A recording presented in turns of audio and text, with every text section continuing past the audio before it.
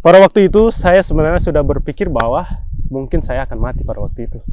Saya akan mati pada waktu itu. Saya pasrah, saya berdoa kepada Tuhan. Iya, saya sudah berpikir karena hari terakhir ini tinggal beberapa menit tepar. Jadi begitu.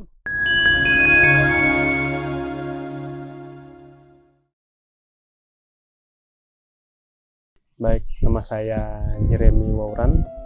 Saya pernah dilatih sebagai seorang misionaris di angkatan ke-36 tahun 2022. Tuhan memberikan saya seorang partner dan kami dikirim di satu tempat di Papua, di kota Merauke.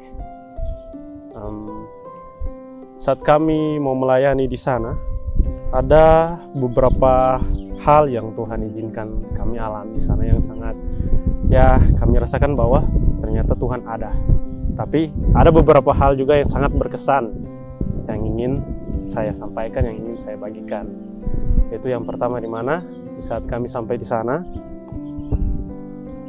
saya bergumul dengan bahasa. Karena itu sangat bergumul bagi saya secara pribadi, saya pun berdoa. Saya berdoa kepada Tuhan, saya meminta tolong kepada Tuhan, dan puji Tuhan, Tuhan sanggupkan. Tuhan berikan hikmat. Akhirnya saya bisa, lama-kelamaan saya bisa menyesuaikan dan bisa mengerti dengan dorong punya bahasa di sana. Terus ada juga beberapa pergumulan yang sangat berkesan yang saya dengan partner saya alami di sana, yaitu di saat kami mau mencari dana. Itu cari dana untuk mau buat ibadah di sana. Salah satu kegiatan peribadatan di sana. Nah, kami cari dana. Beda dengan orang-orang lain. Kalau misalkan dorang kan di sini cari-cari dana, dorang jual. Dorang pakai jualan, ya kan? Dorang cari dana di sana dengan cara dorang bekerja di tempat tersebut. Dorang bekerja, apalagi di tempat di ladang penginjilan kami, di ladang kami layani, itu daerah perusahaan kelapa sawit. Jadi kami bekerja dengan orang-orang yang ada di sekitar di tempat tersebut. Nah, ada satu hal yang sangat berkesan yang Tuhan izinkan saya secara pribadi alami, di mana di saat saya bekerja di tempat tersebut, kebetulan pekerjaan tersebut ialah di mana kami mau mengumpulkan buah-buah kelapa sawit. Terus kami pungut. Jadi di saat kami pungut, kami kumpulkan, terus jual per kilo, akhirnya dapat hasil gitu. Nah, saya posisinya lagi pungut-pungut buah kelapa sawit. Terus saya tidak tahu ternyata di bawah pohon kelapa sawit ada satu ekor ular. Cuman saya tidak sadar pada waktu itu. Saya pungut-pungut dengan santai, saya bekerja seperti biasa. Dan akhirnya ketika saya mau pungut, ada satu buah yang di bawah pohon itu. Saya mau pungut, saya raih, saya kasih masuk sapu tangan di dalam. Dengan kaget, saya merasa bahwa kayak ada yang gigit. Di tangan itu, Terus saya kaget, saya tarik tangan, terus saya lihat ternyata ular, betul ular. Dan ternyata ular tersebut bisa dikatakan sangat berbisa di tempat itu, sangat berbisa. Nah, ketika ular itu gigit, ini tangan ini, saya lihat, saya kenali ular tersebut. Saya sudah bilang tadi di mana ular tersebut sangat berbisa. Nah, saya buang ular itu, saya buang, terus akhirnya dia lepas, terus dia pergi.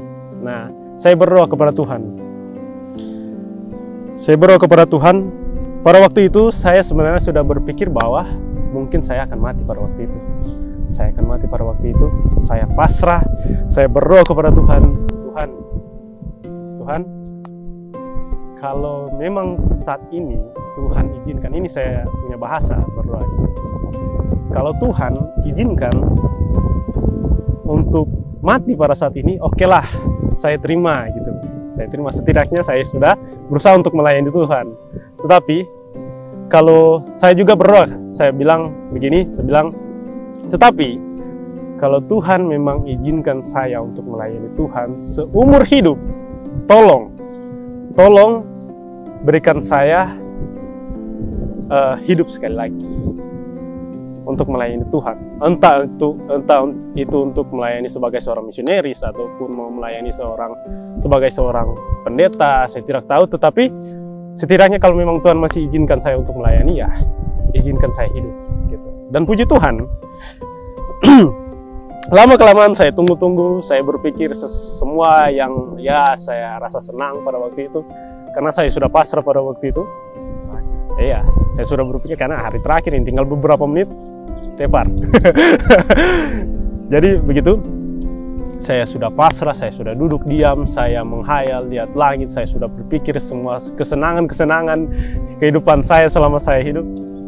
Dan puji Tuhan, ya mungkin Tuhan sudah tunjukkan dia punya jawaban doa dan saya bisa hidup sampai sekarang ini. Jadi ada satu ayat yang sangat berkesan, sangat relate dengan orang punya kehidupan selama kami melayani Tuhan di sana, di mana tertulis di dalam Yohanes pasal yang ke-8 ayat yang ke-29 berbunyi, "Dan Ia yang telah mengutus aku, Ia menyertai aku, Ia tidak membiarkan aku sendiri, sebab aku senantiasa berbuat apa yang berkenan kepadanya."